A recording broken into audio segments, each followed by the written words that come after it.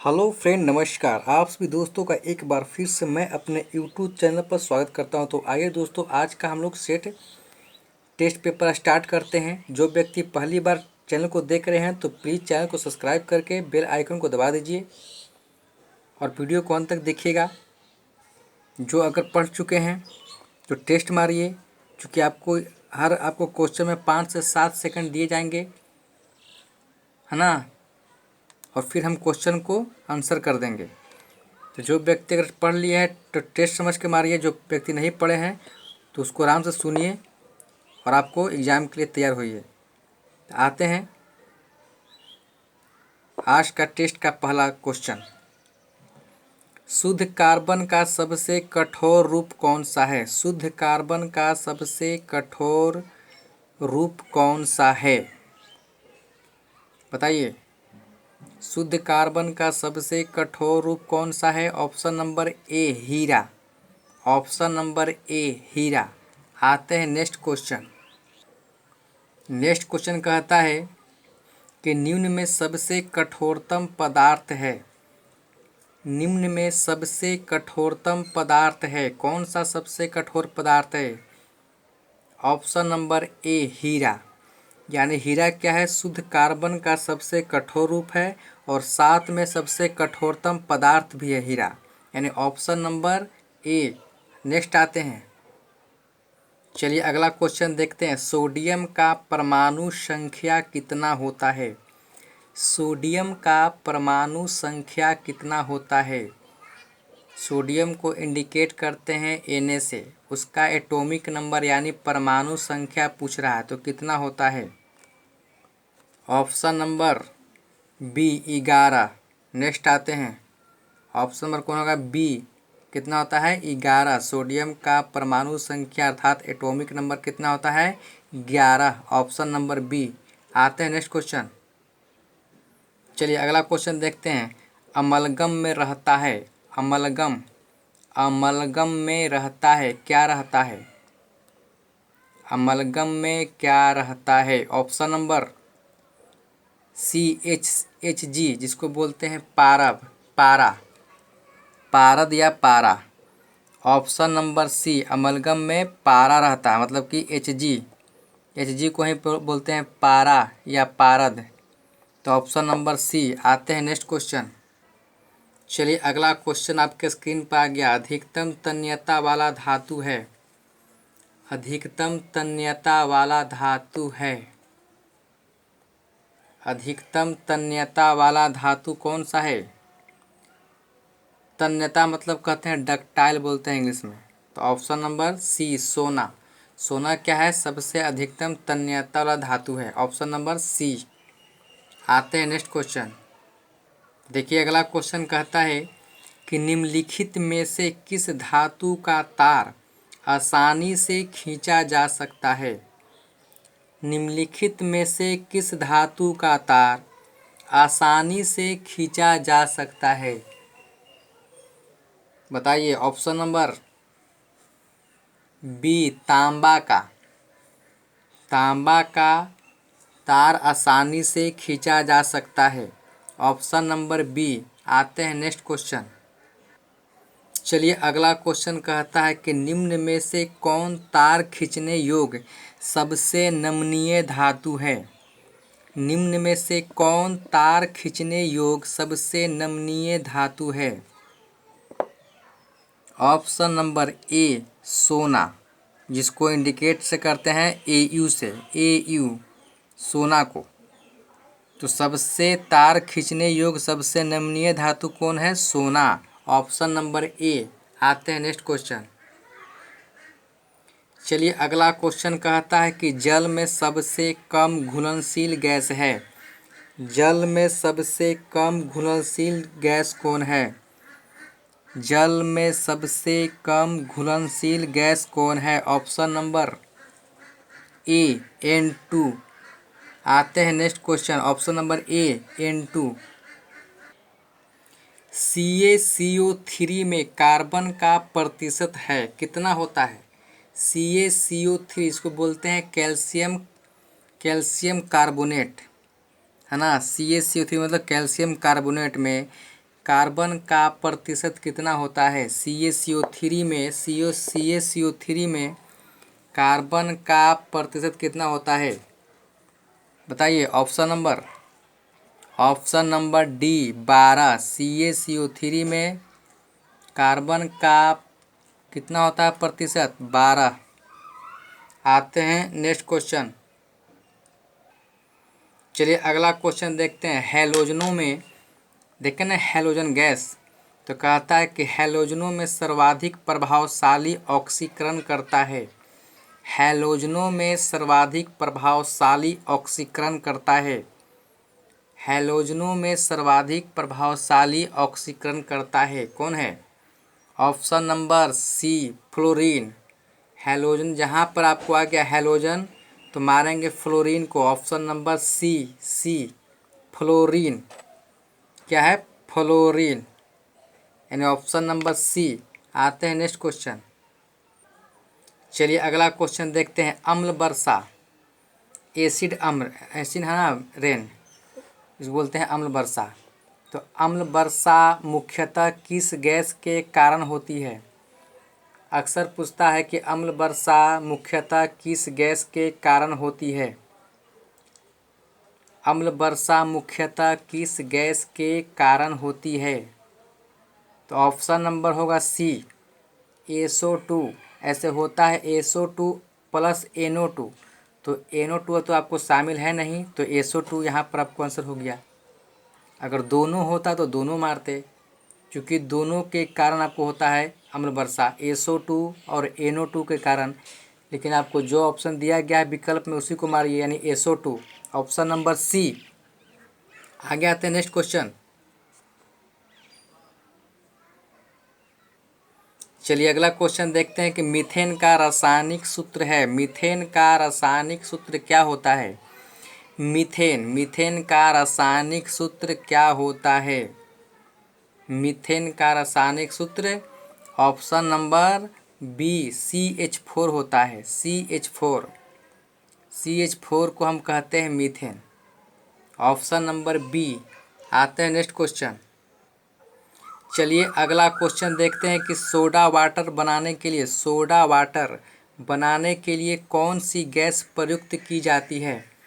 Soda water बनाने के लिए कौन सी गैस प्रयुक्त की जाती है? Option number C CO2। Soda water बनाने के लिए आपको CO2 का प्रयोग किया जाता है। CO2 के बोलते हैं कार्बन डाइऑक्साइड, यानी ऑप्शन नंबर सी। आते हैं नेक्स्ट क्वेश्चन। चलिए अगला क्वेश्चन का तत्वों का सबसे पहले वर्गीकरण क्लासिफिकेशन किया था। तत्वों का सबसे पहले वर्गीकरण यानी क्लासिफिकेशन किया था, किसने किया था? तत्वों का सबसे पहले वर्गीकरण यानी क्लासिफिकेशन किसने किया था? ऑप्शन नंबर बी न्यूलैंड ने। Option number B Newland. आते हैं नेक्स्ट क्वेश्चन।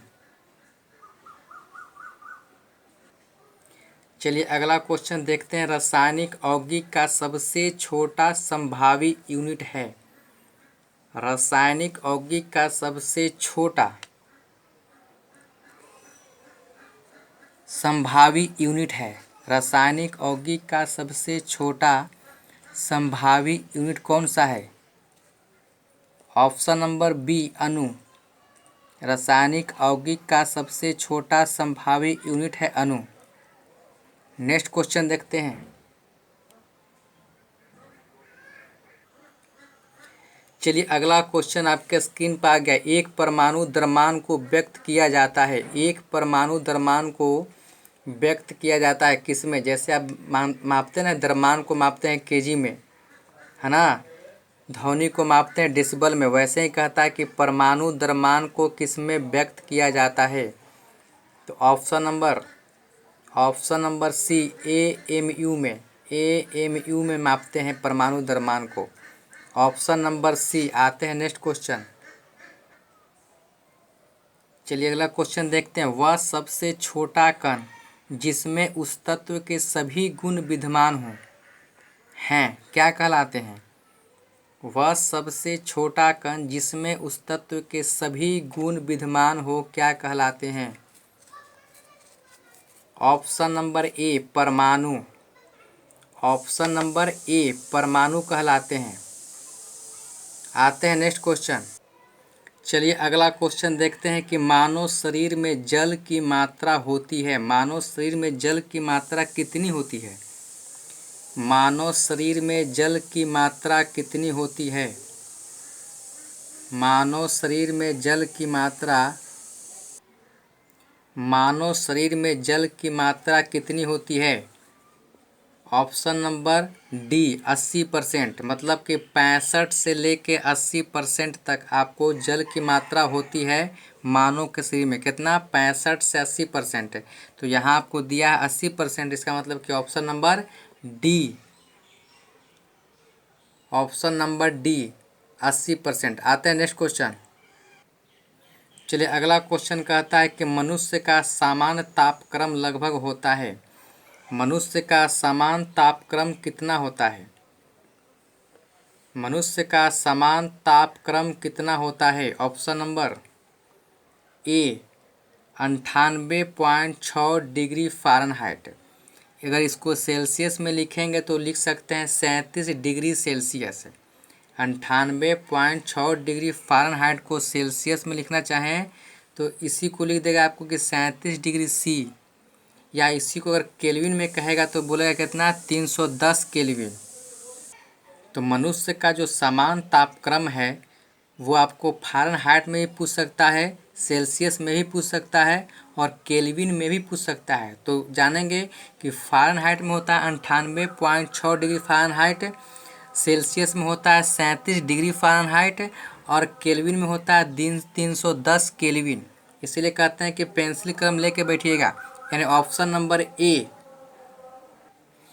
तो चलिए अगला क्वेश्चन आपके स्क्रीन पर आ रहा है, जवाब दीजिए कि मानव शरीर में आहार यानी भोजन मुख्यतः पचता है, किसमें पचता है? मानव शरीर में आहार यानी भोजन मुख्यतः किसमें पचता है, ये पूछ रहा है कि आहार यानी भोजन मुख्यतः किसमें पचता है। ऑप्शन नंबर बी छोटी आंत में। छोटी आंत में जो भोजन है मानव शरीर में पचता है। ऑप्शन नंबर बी छोटी आंत। Next question. चलिए अगला क्वेश्चन देखते हैं। मनुष्य लोहा किससे प्राप्त करता है? लोहा क्या है? एक धातु है ना, धातु कह रहे हैं। आपको शरीर में पाया जाता है लोहा, होता है ना आयरन, कि आयरन की कमी से, खून की कमी से आपको होता है आयरन।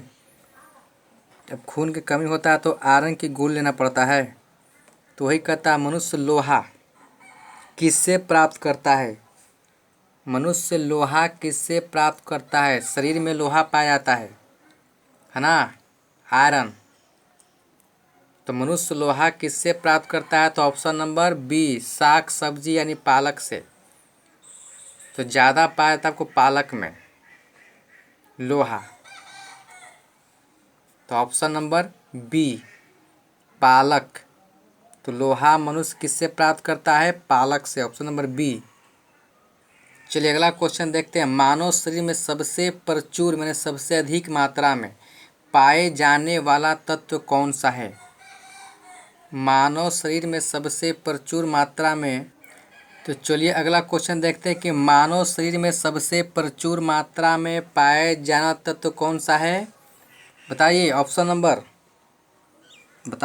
Number A carbon. मानव शरीर में सबसे प्रचुर मात्रा में पाए जाने वाला तत्व कौन सा है? कार्बन। ऑप्शन नंबर ए। आते हैं नेक्स्ट क्वेश्चन। चलिए अगला क्वेश्चन देखते हैं। किस पोषक तत्व का सर्वप्रथम मुंह में पाचन होता है? किस पोषक तत्व का सर्वप्रथम मुंह में पाचन होता है? ऑप्शन नंबर बी कार्बोहाइड्रेट का सबसे पहले मुंह में पाचन होता है। ऑप्शन नंबर बी कार्बोहाइड्रेट, जो आपको शरीर में ऊर्जा भरता है, ऊर्जा देता है कार्बोहाइड्रेट, है ना, यानी ऑप्शन नंबर बी। चलिए अगला क्वेश्चन देखते हैं कि भोजन का पाचन निम्नलिखित में किस अंग में प्रारंभ होता है? भोजन का पाचन निम्नलिखित में किस अंग में प्रारंभ मतलब कि शुरू होता है? तो सबसे पहले किस में होता है बताइए? ऑप्शन नंबर ए, मुंह में। भोजन का पाचन निम्नलिखित में से किस अंग में प्रारंभ होता है? मुंह में। हो जाएगा। पचता कहाँ पर है? छोटी आंत में। तो इसका क्या होगा आंसर?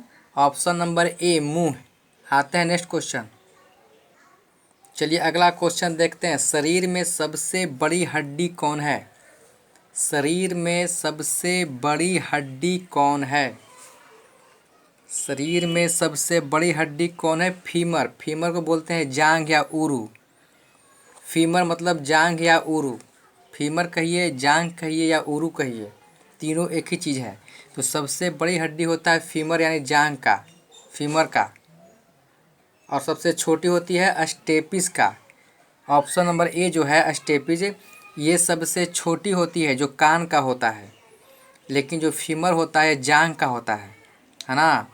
तो सबसे बड़ी हड्डी कहेगा तो फीमर कहेंगे, और सबसे फीमर यानी जांघ, कभी कभी आपको देता है उरु। और सबसे छोटी कहेगा तो आपको अस्टेपिस, जो कान की हड्डी होता है अस्टेपिस, सबसे छोटी में, और सबसे बड़ी में फीमर। यानी ऑप्शन नंबर इस क्वेश्चन का कौन सा होगा? Femur, option number B. आता है नेक्स्ट क्वेश्चन। चलिए अगला क्वेश्चन देखते हैं। मानव शरीर का सबसे बड़ा आंतरिक माने अंदर का, मानव शरीर का सबसे बड़ा यानी आंतरिक अंग कौन सा है? मानव शरीर का सबसे बड़ा यानी आंतरिक अंग कौन सा है? बताइए, सबसे बड़ा आंतरिक अंग कौन सा है मानव शरीर का? ऑप्शन नंबर बी, यकृत, जिसको लीवर कहते हैं, लीवर, यकृत। ये सबसे बड़ा आंतरिक अंग है मानव शरीर का। ऑप्शन नंबर बी, यकृत। आते हैं नेक्स्ट क्वेश्चन। चलिए अगला क्वेश्चन देखते हैं। मनुष्य के मस्तिष्क का सबसे बड़ा भाग है? मनुष्य के मस्तिष्क मतलब कि दिमाग का सबसे बड़ा भाग कौन है?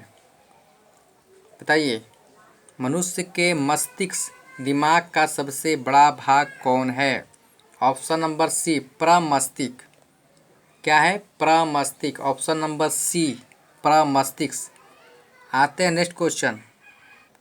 देखिए अगला क्वेश्चन कहता है कि शरीर में सबसे बड़ी कोशिका, शरीर में सबसे बड़ी कोशिका है, कौन है? शरीर में सबसे बड़ी कोशिका कौन है? शरीर में सबसे बड़ी कोशिका कौन है? ऑप्शन नंबर ए, तंत्रिका तंत्र। शरीर में सबसे बड़ी कोशिका कौन है? तंत्रिका तंत्र। ऑप्शन नंबर ए।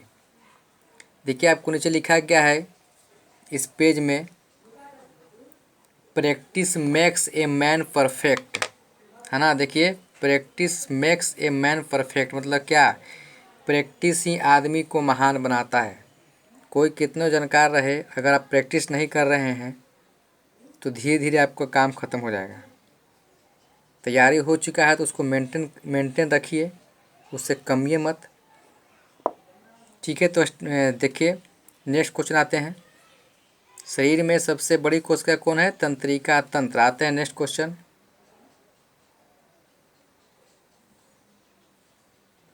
चलिए आते हैं अगला क्वेश्चन। मनुष्य के सबसे छोटी ग्रंथि है, कौन है?